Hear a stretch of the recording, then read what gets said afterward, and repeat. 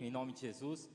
Senhor, nesse momento, ó Pai, nós sabemos que o Senhor se faz presente nesse lugar e o Senhor irá transmitir a Tua mensagem, ó Deus, através da vida desse rapaz, Deus. Em nome do Senhor Jesus, que o Seu Santo Espírito venha falar através da boca dele, pois nós sabemos, ó Deus, que o Senhor escolheu para colocar sobre este altar, é o Senhor que transmite a mensagem em nome do Senhor Jesus. Amém? Graças a Deus, amém? Sê tu uma bênção.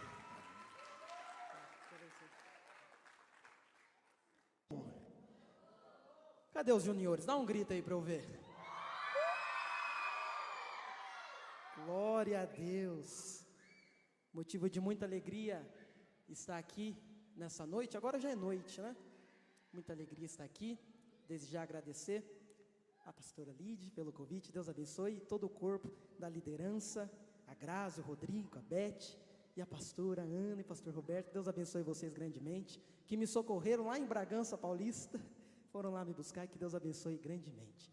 Quem trouxe sua Bíblia aí? Deixa eu ver. Quem trouxe Bíblia? Abram comigo, já que o nosso tema é a nossa geração tem lenha para queimar. Você vai abrir comigo lá em Malaquias, capítulo de número 3, versículo 1. Malaquias, capítulo 3, versículo 1.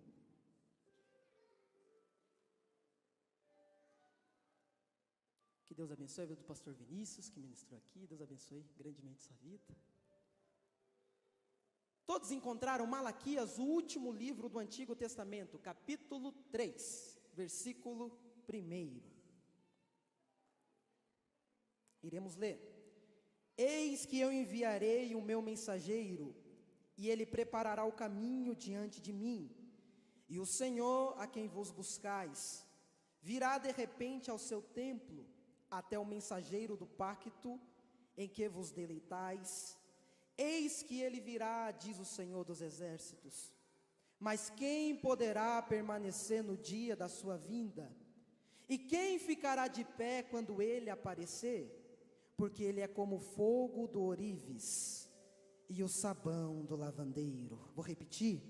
Porque ele é como o fogo do ourives e o sabão do lavandeiro. Amém. Eu vou reforçar aqui o que o irmão Rodrigo fez. Você vai cutucar esse junior aí do seu lado, você vai falar assim, por favor, fala para ele.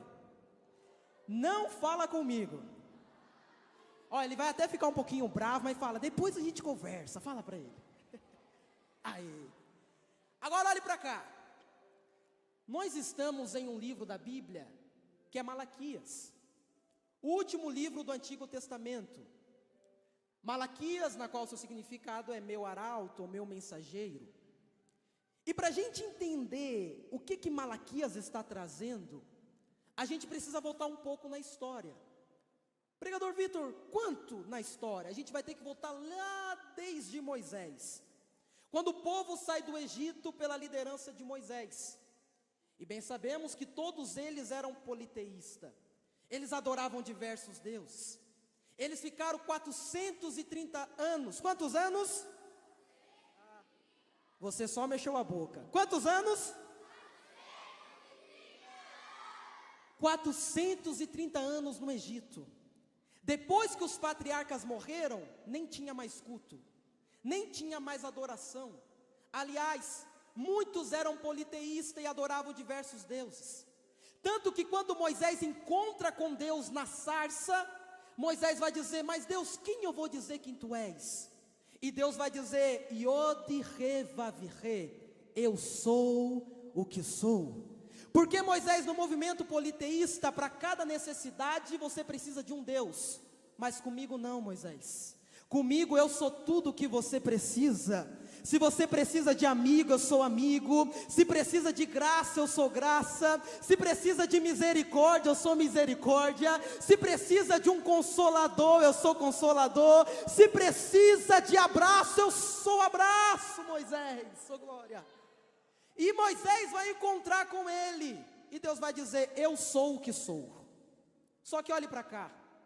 O povo a partir daí tinha intimidade com Deus, mas não tinha aliança. Então lá vai Moisés em Êxodo capítulo 24, e Deus vai entregar para Moisés as leis. Mas mesmo com as leis, o povo era rebelde. O povo era idólatra, Lide. O povo vivia no paganismo, vivia no secretismo.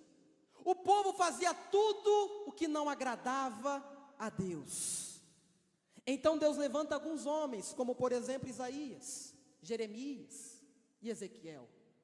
Tanto que Isaías, logo no seu capítulo 1, versículo 3, ele vai dizer: o boi conhece o seu dono, o jumento conhece aquele que lhe dá alimento, mas tu, ó casa de Israel, não conhece o seu Deus.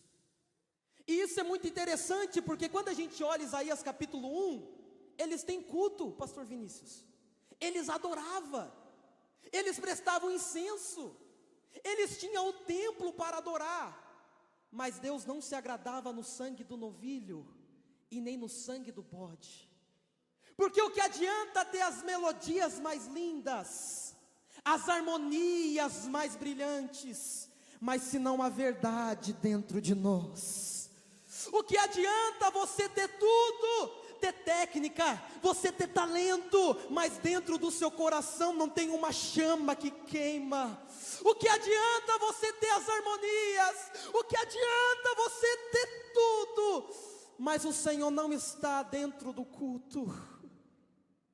E era isso que Israel vivia.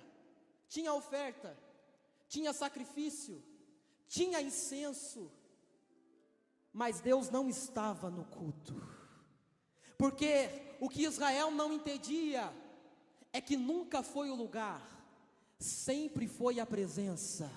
Vou repetir. O que Israel não entendia é que nunca foi o lugar, sempre foi a presença. Oh, glória!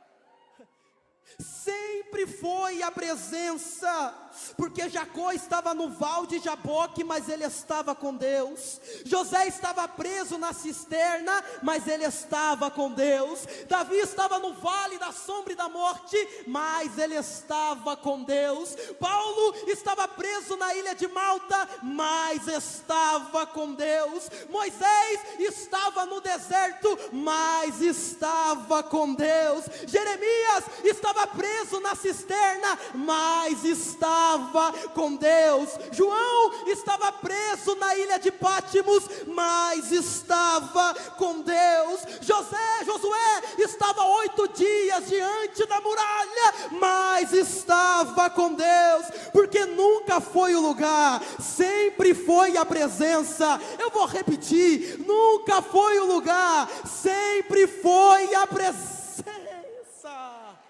Glória! Deixa eu ver quem veio adorar esse Deus aqui hoje. Deixa eu ver. Você não veio aqui para brincar, não veio aqui para dar risada. Você veio aqui para adorar aquele que merece honra, para adorar aquele que merece glória. Eu sei que você saiu da sua casa, passou aquele perfume do Chuanchu, e você veio aqui hoje adorar ao Deus Todo-Poderoso, porque dele, por ele e para ele são todas as coisas. Oh, glória! E era isso que Israel não entendia, que nunca foi o lugar. Israel tinha o templo, tinha a liturgia, tinha a oferta queimada, mas o coração delas, pastor Rodrigo, não ardia, não queimava. Mas o que eles tinham que saber, que é a presença de Deus que tem que nos levar.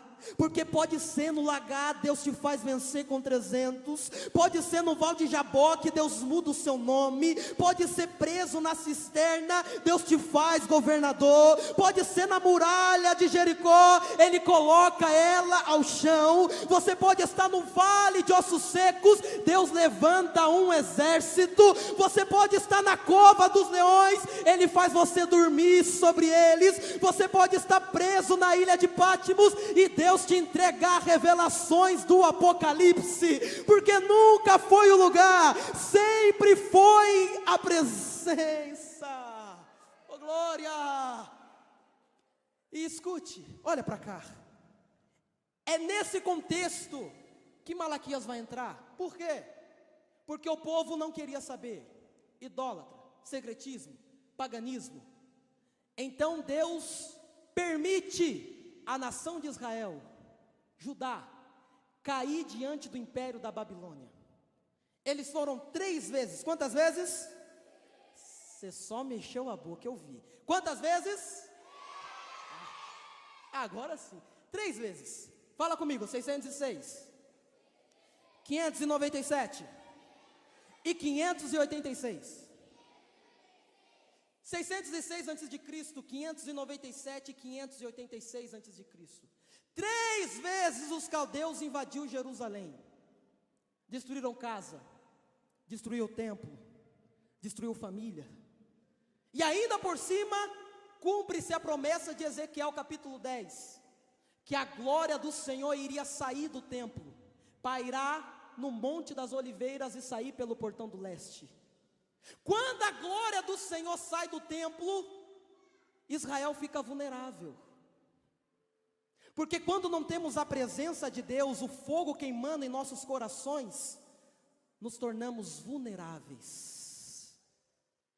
Quando o fogo não queima dentro da nossa alma, pastor Ana, nós nos tornamos vulneráveis. Israel agora estava vulnerável, e lá vai os caldeus, invade Jerusalém em 586, e destrói os templos. Israel não entendia que não é a técnica, Israel não entendia que não são os melhores instrumentos, Israel não entendia que não é as melhores eloquências, Israel não entendia que é as melhores teologias, Israel não entendia que o que tem que mover dentro de você é o fogo do Espírito Santo, é o fogo que queima na sua alma, e disse: Pai, eu nem tenho nada, eu nem sou nada, mas a tua graça me basta, a tua graça me alcança, a tua graça me sustenta. É por isso que Moisés vai subir no monte, lá em Êxodo capítulo 33. E Deus vai falar: vai lá, Moisés. E Moisés vai falar assim: Deus, não nos deixe sair daqui, se a tua presença não for comigo. Sabe o que Moisés estava dizendo para Deus, juniores? Moisés estava falando assim: Deus, se eu perder amigos, eu perco pouco. Se eu perder família, eu perco até que bastante. Se eu perder dinheiro, eu perco bastante. Mas se eu perder a tua presença, eu não sou nada. Se eu perder o fogo que queima dentro da minha alma, eu não consigo me mover, eu não consigo prosseguir, porque eu não vivo, eu não movo, eu não sou nada sem a tua presença. Oh, glória!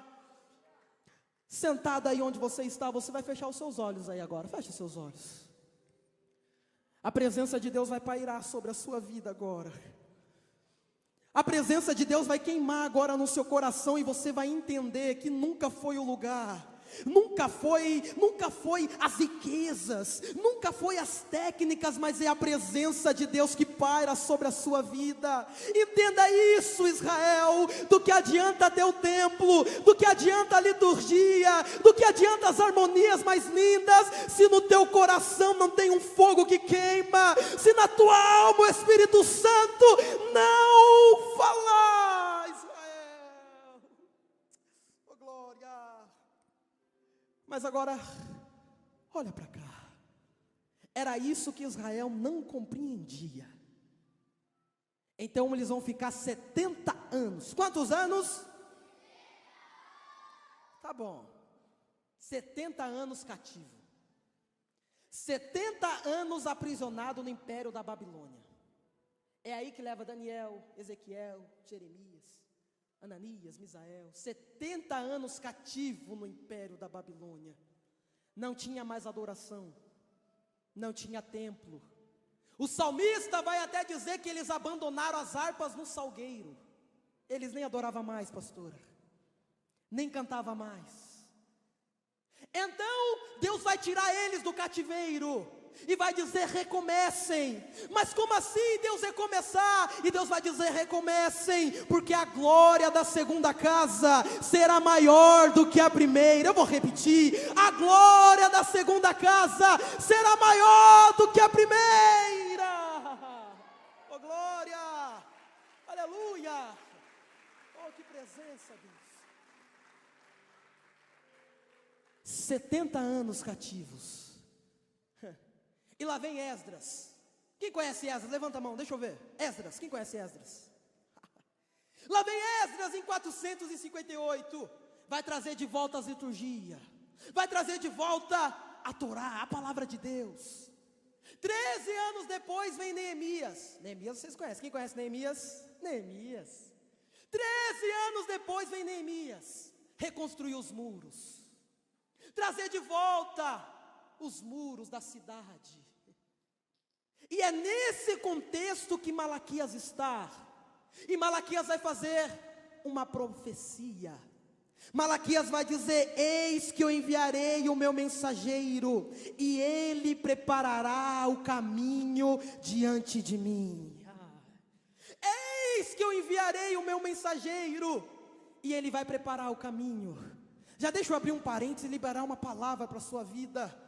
Talvez nesses anos a sua vida só foi cinzas. Você estava até em cativeiro, 70 anos cativo, não tinha mais louvor, não tinha mais adoração. Mas hoje eu tenho uma palavra profética para a sua vida. Hoje Deus me trouxe aqui para te dizer: eis que eu enviarei o meu mensageiro, e ele preparará o caminho diante de mim. Eis que eu enviarei.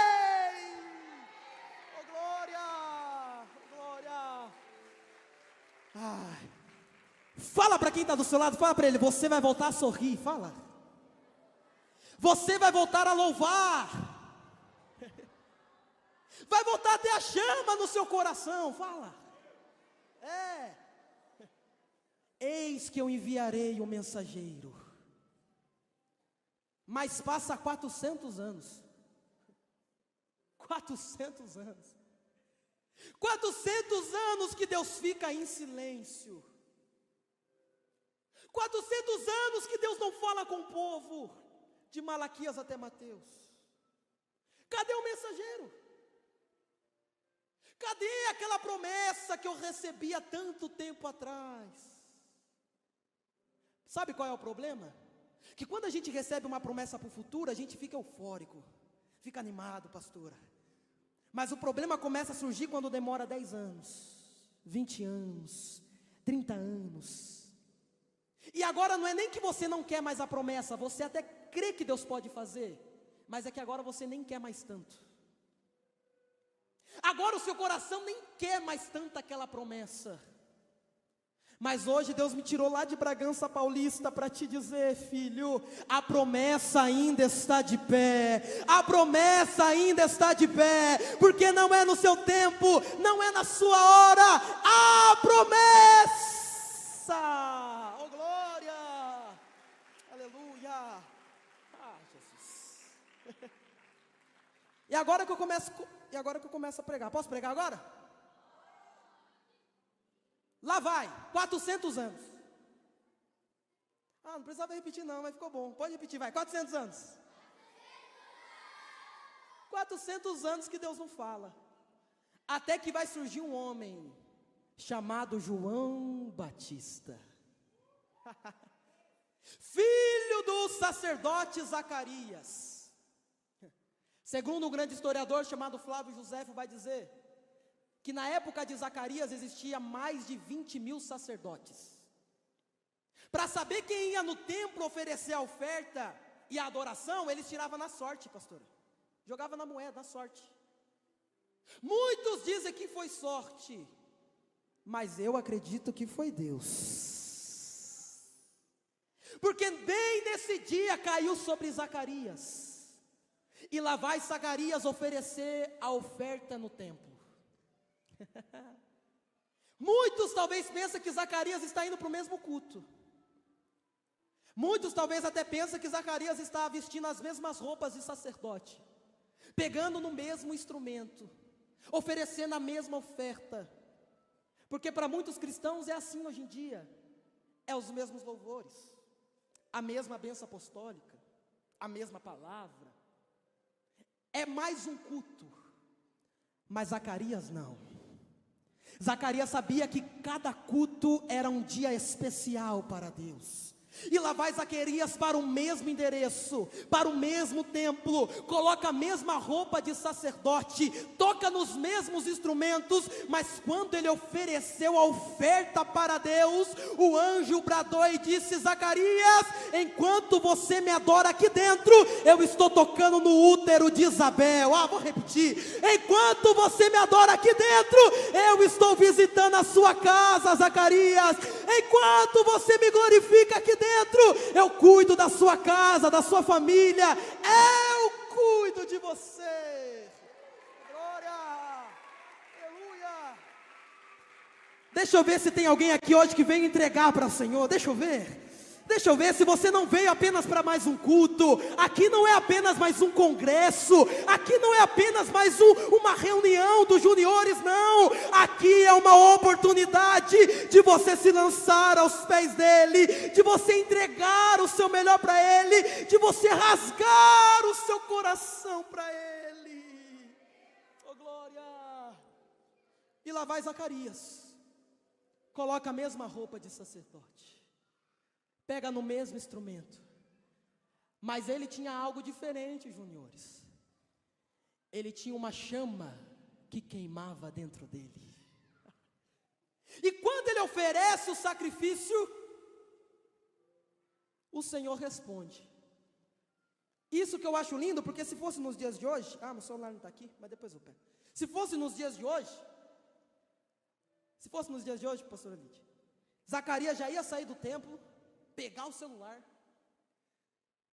fazer uma live no Instagram, falar: gente, Deus fez a promessa, não é não? Ele ia pegar o celular, abrir uma live e dizer: hoje Isabel vai gerar. Mas para isso não acontecer, Deus deixou Zacarias.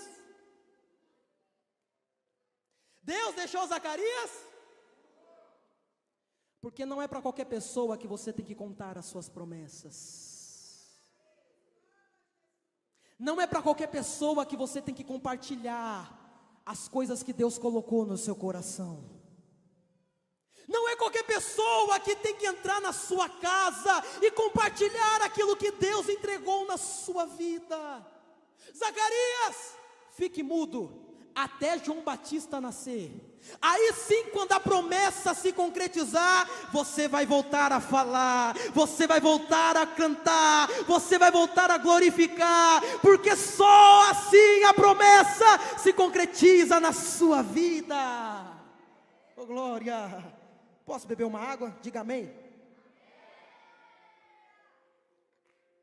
Agora olhe para cá, e nós já vamos correndo. Escuta. Então nasce João Batista. João Batista tinha direito de ser sacerdote. Era da tribo de Levi, do tronco de Arão. João Batista tinha sangue sacerdotal. João Batista, ele tinha o direito. Mas Deus olhou para ele e disse: vai não, você vai ser um profeta. Eu imagino João Batista, pastor Vinícius, conversando com Deus e falando: Deus, mas eu tenho sangue sacerdotal. E Deus falando: não, você vai ser um profeta. Tá bom, Deus, eu aceito ser profeta, mas pelo menos, pastor Ana, eu vou comer das iguarias do sacerdote, eu vou comer tudo que o sacerdote come. E Deus olhou para ele e falou: vai não, vai comer mel silvestre e gafanhoto. Tudo bem, Deus, eu como mel silvestre e gafanhoto, mas pelo menos eu vou vestir as roupas do sacerdote, aquela roupa com 12 pedras e 72 campainhas. Eu vou vestir a roupa de sacerdote. E Deus falou: vai não, vai vestir pele de camelo.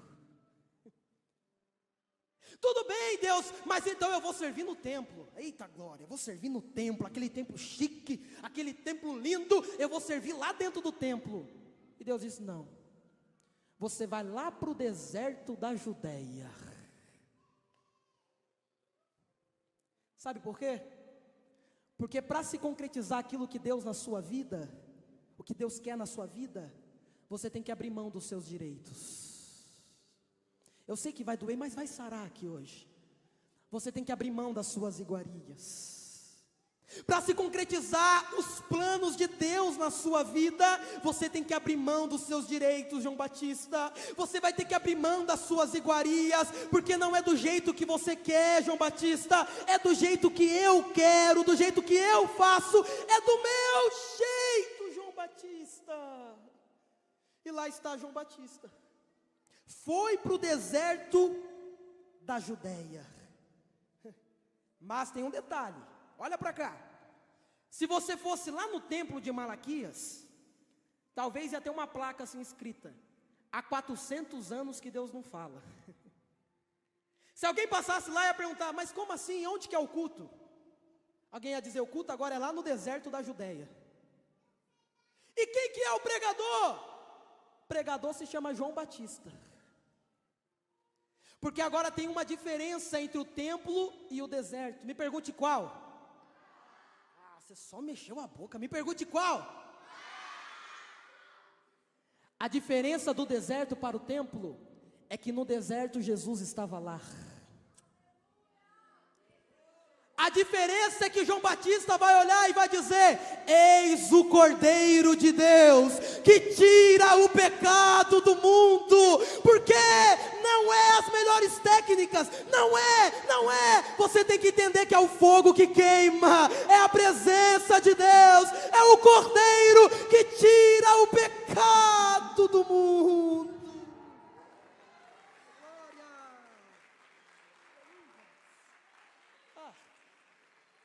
E eu já corro para o encerramento, mas você precisa entender algo aqui hoje.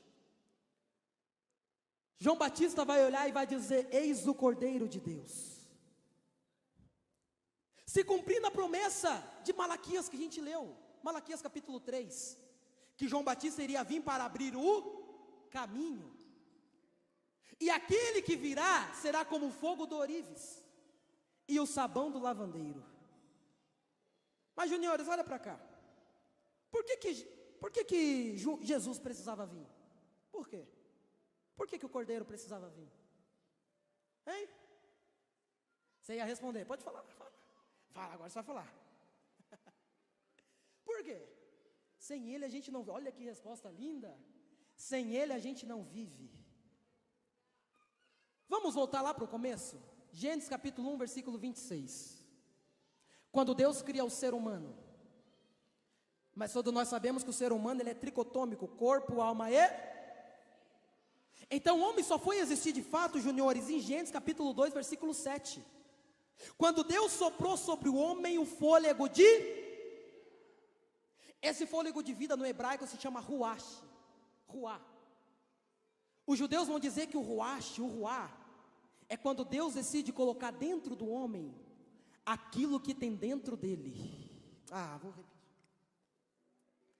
O ruach é quando Deus, vou falar para cá que vocês não pegou. O ruach é quando Deus decide colocar dentro do homem aquilo que tem dentro dele.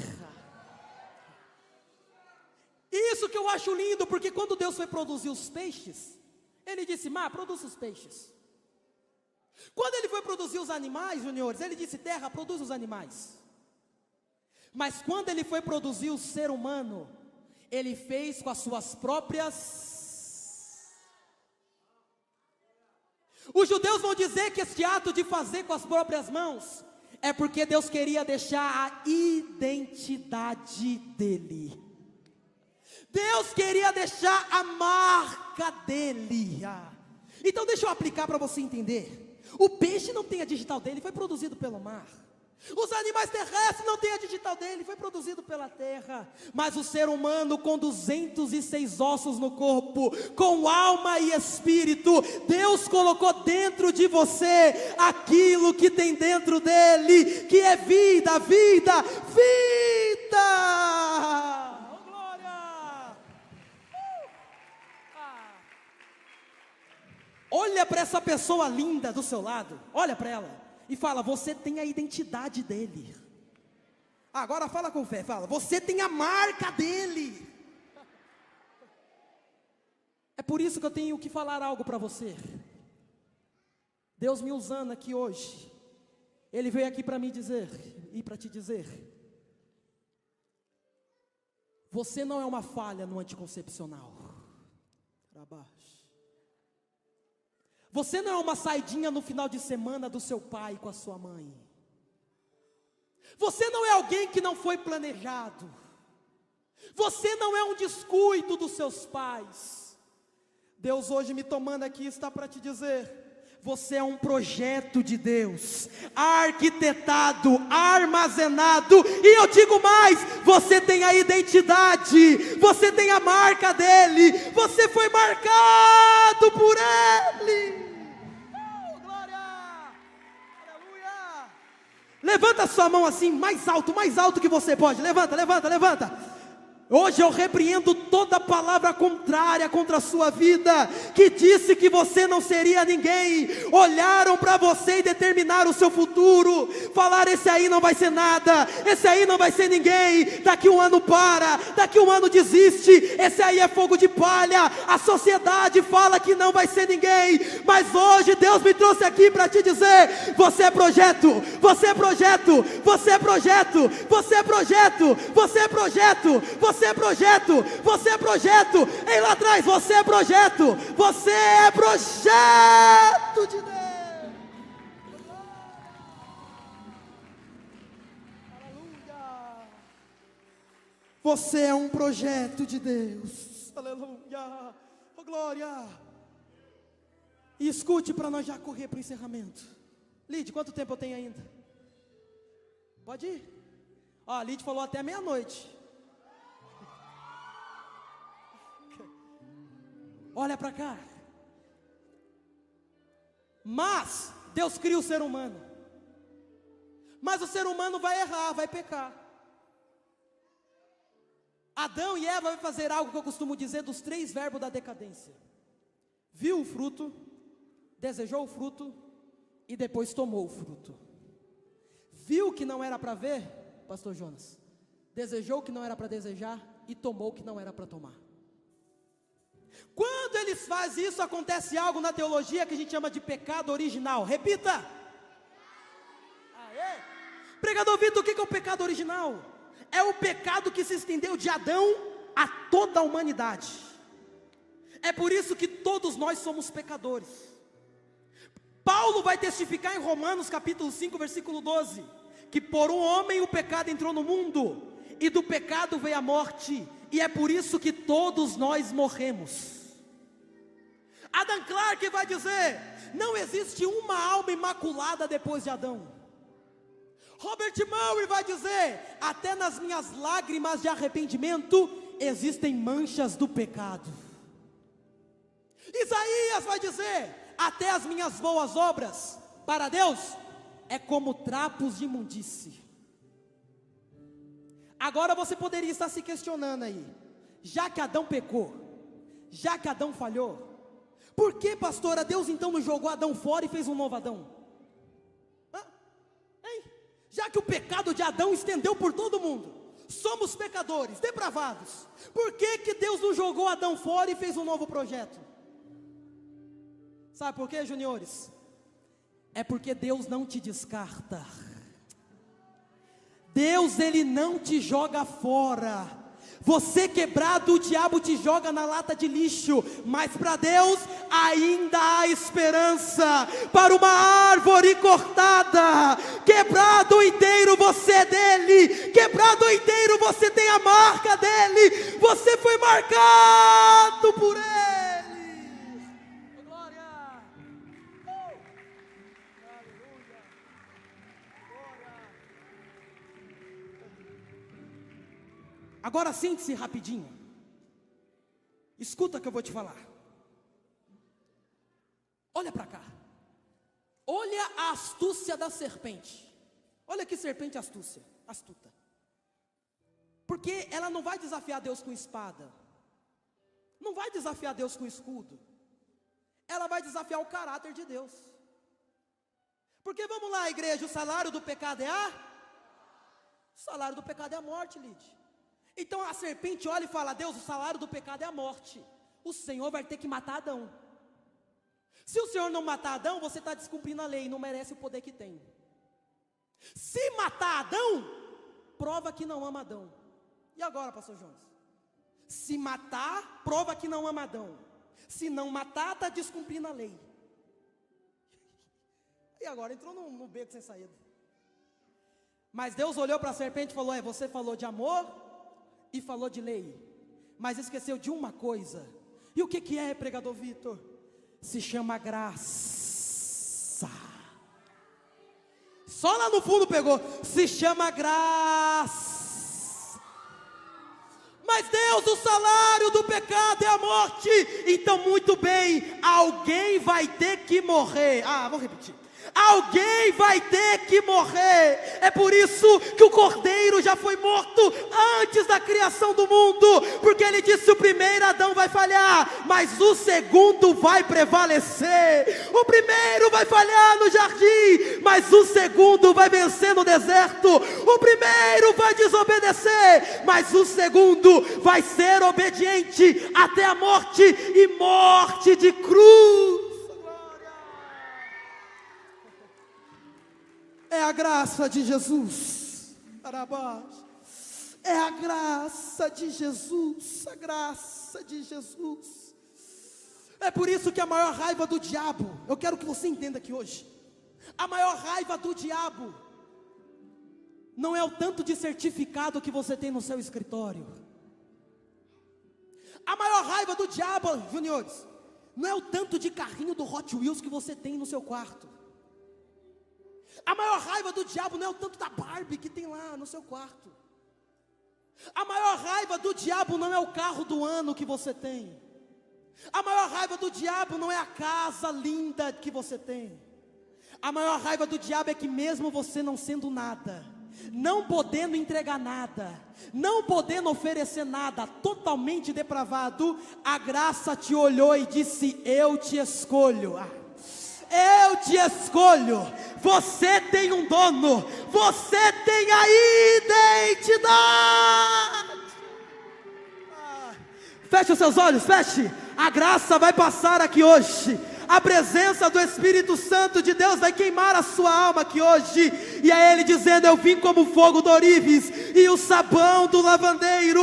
Hoje a graça do Senhor vai te encontrar. Mas pregador Vitor, eu fiz tanta coisa errada, eu pequei ontem, mas Deus me trouxe aqui para te dizer: onde abundou o pecado, superabundou a graça. Superabundou a graça. Superabundou a graça. Recebe graça, recebe.